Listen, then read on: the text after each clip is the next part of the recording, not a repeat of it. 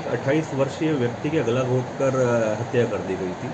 जो वाक़या था वो 14 मई 2024 के संबंध में इसमें सूचना प्राप्त हुई थी। पुलिस स्टेशन सेक्टर 29 पड़ता है, उसमें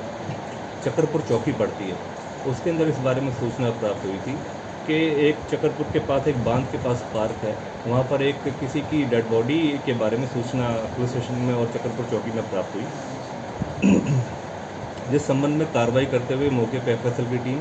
और संबंधित जो क्राइम ब्रांच की टीम और पुलिस स्टेशन की टीम ने जाके वहाँ पर मौके का जायज़ा देखा, निरीक्षण करा और उसके संबंध में फिर बाद में उस डेड बॉडी की पहचान करने की कोशिश करी गई। क्योंकि ये ब्लाइंड मर्डर था, वहाँ मौके पर जब इसका निरीक्षण करा गया तो पता चला कि इसकी व्यक्ति विशेष की कोई अभी पहचान नहीं हो पाई। तो उस संबंध में कार्रवाई करते हुए 20 मई में फिर इस संबंध में एक सूचना प्राप्त हुई डीएलएफ फेज़ 3 के पुलिस स्टेशन के अंदर, जिस संबंध में इस व्यक्ति विशेष के संबंध में एक गुमशुदगी की रिपोर्ट दर्ज कराई गई और फिर परिजनों को बुला के मौके पे जो डेड बॉडी थी उसका निरीक्षण कराया गया, उसकी पहचान कराई गई और उन्होंने पहचाना कि ये जो व्यक्ति विशेष है जिसका मर्डर करा गया उसका नाम मिथिलेश सदाए है। ये 28 वर्षीय उसकी पहचान करी गई, जो कि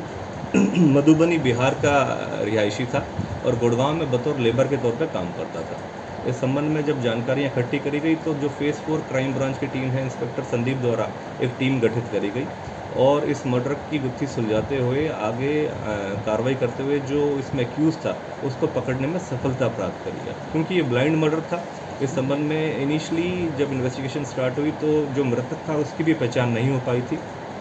और जिस तरीके से ब्लाइंड मर्डर को देखते हुए गुड़गांव पुलिस, हमारे कमिश्नर पुलिस श्री विकास अरोड़ा द्वारा इसके ऊपर 20,000 रुपये का इनाम भी घोषित किया गया था।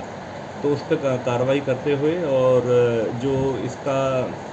एक्यूज़ था उसको पकड़ने में सफलता प्राप्त करी गई है और एक्यूज़ का जो नाम है वो मुख्तार 19 वर्षीय है और औरैया ज़िला बिहार का रिहायशी है, वो भी बतौर लेबर का काम करता है। और जो प्रारंभिक पूछताछ में बात सामने आई है कि जो 13 तारीख को उसने इस घटनाक्रम को अंजाम दिया, जो मुख्तार और जो मिथिलेश है ये लगभग उससे 1 महीना पहले ही आपस में संपर्क में आए थे और इनकी आपस में दोस्ती हो गई थी, मिलना जुलना स्टार्ट हो गया था और फिर किसी 13 तारीख को शाम के वक्त किसी वजह से ये जो मृतक था इसने ड्रिंक कर रखी थी और आपस में ये एक पार्क में बैठे हुए थे, तो किसी वजहों के कारण इनकी बहसबाजी हो गई, कहा-सुनी के दौरान गाली गलौज हो गई और उस दौरान जो मिथिलेश था उसका गला घोंटकर इसकी हत्या कर दी गई इसके द्वारा, जो इसका मुख्तार है उसके द्वारा। मुख्तार ने उसको उस घटनाक्रम को अंजाम दिया और उसके मौके से मोबाइल फ़ोन वगैरह और वो लेके फिर वहाँ से गायब हो गया, जिसको पकड़ने में सफलता प्राप्त करी हमारी क्राइम ब्रांच फेज़ 4 की टीम द्वारा और अब इससे पूछताछ करी जा रही है और इसका रिमांड हासिल करा जाए। जो हत्या में प्रारंभिक तौर पे जो इसका पोस्टमार्टम रिपोर्ट में जो आई थी रिपोर्ट, उसके अंदर पता चला कि स्ट्रैंगुलेशन के दौरान इसकी स्ट्रैंगुलेशन की वजह से इसकी जो हत्या करी गई है और तो जो मिथिलेश है उसका गले में एक रुमाल था, उसी का इस्तेमाल करते हुए जो मुख्तार था उसने इसको जो रुमाल से उसका गला घोंट दिया और जिसके बाद मौके पे ही उसकी वहाँ पर डेथ हो गई। तो जो प्रारंभिक पूछताछ में बातचीत सामने आई है कि आपसी लड़ाई झगड़ा हो गया था, बहस हो रही थी इनकी और गाली गलौज में बात उतर गई थी और फिर हाथापाई के दौरान जब ये ज़्यादा बात बढ़ गई तो मिथिलेश का जो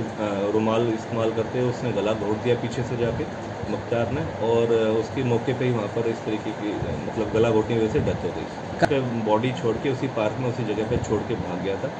फिर जब इसकी पहचान हुई और इसकी सभी संज्ञान में लिया गया तथ्य तो पता चला कि भी इस तरीके से ये इसके संपर्क में था और मौके पे उसने इस घटनाक्रम को अंजाम दिया है, जिसको पकड़ने में अब हमने सफलता प्राप्त करी है और अब इसका पुलिस रिमांड हासिल करके और संबंधित जो भी चीज़ें हैं वो जो जैसे कि मृतक का मोबाइल था और